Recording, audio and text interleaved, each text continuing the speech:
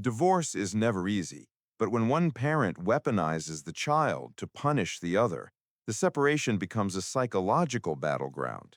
The stakes shift from dividing assets to fighting for your child's very soul. Tonight, we look at the brutal reality of high-conflict divorce and the fight against emotional abuse. Welcome to Fights for Fairness on Voices Unlocked. I'm Alex. Today, we speak with Laura, who sought to end a toxic marriage, only to have her husband declare a devastating, unending war for control over their daughter. Laura, thank you for sharing the emotional exhaustion of fighting for your child's well-being against a relentless campaign of manipulation. Thank you. When I asked for a divorce, I wasn't asking for a fight. I was asking for peace. But for him, divorce wasn't a separation. It was an act of aggression that demanded retribution. He didn't want the child. He wanted control over me. And our daughter became the most powerful tool he could use. The moment I said, "I want out," he essentially declared, "You will never be truly free." Let's establish the history. Before you filed for divorce, what was the nature of the toxicity in the marriage that led you to seek separation? It was classic coercive control, emotional gaslighting, financial dependency, and constant erosion of my confidence. He would praise me in public, but constantly criticize me in private. The moment I started earning my own money, he ramped up the control. I realized I wasn't his partner. I was a possession.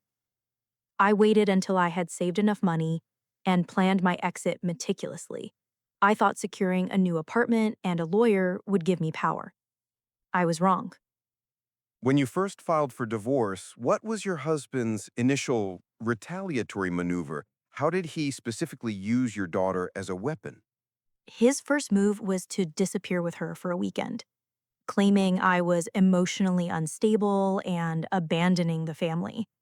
He started what lawyers call parental alienation. He would tell her things like, "Mommy doesn't love me anymore. That's why she wants to live alone." Or, "Mommy's too busy with her new life to take care of you." He turned our child into an informer, constantly asking me what I was doing and who I was seeing. The cruelty was surgical. He knew the fastest way to break my spirit was to make my daughter question my love. The court system is meant to protect the child's best interests, but often it becomes a battlefield. Describe the legal hurdles he created and the specific strategies he used in court to drag out the process and increase your psychological pressure. Exhausted and cynical, describing the draining nature of the legal maneuvers. He used every tactic possible. He filed multiple frivolous motions, demanded endless psychiatric evaluations from me, not him, and accused me of substance abuse, all without a shred of evidence. The goal wasn't to win. The goal was attrition. He wanted to drain my finances and my emotional reserves until I would agree to his terms just to make it stop.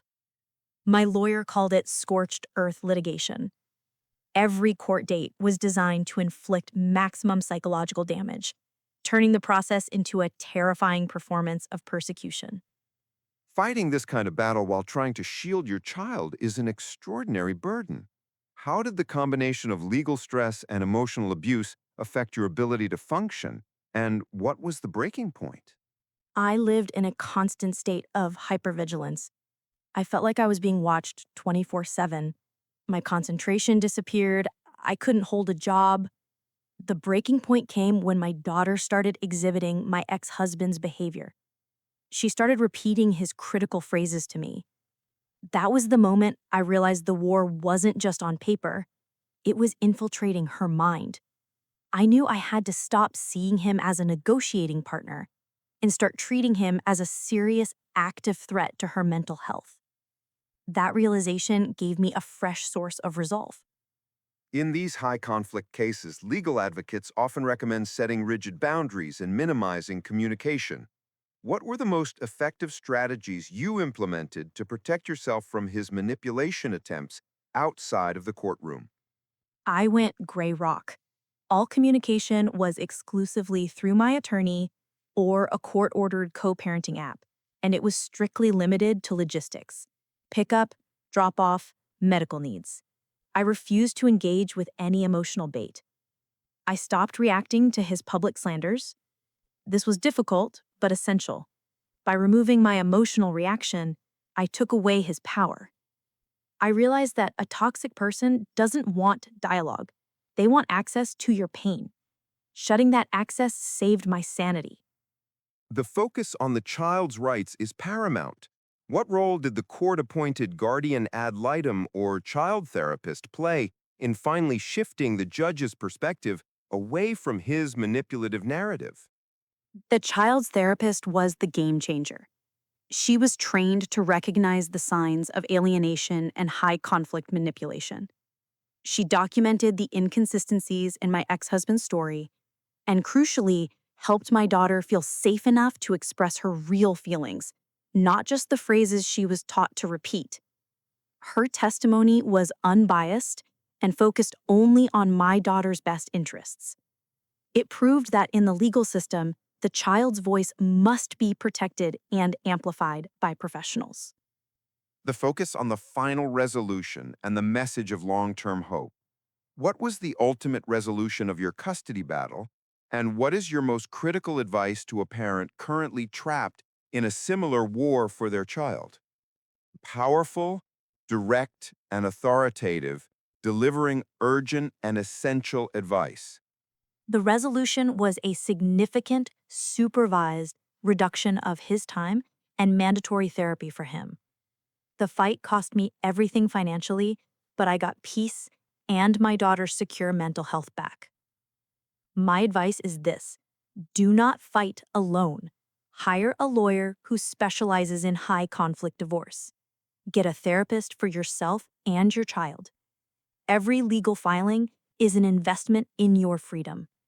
Remember, the war ends when you stop fighting his battles and start fighting for your child's well being. Laura, thank you for sharing your courage and resilience in the face of psychological and legal war. Your story is a vital roadmap for protecting children in toxic conflicts. You've been listening to Fights for Fairness on Voices Unlocked. On next week's episode, we'll discuss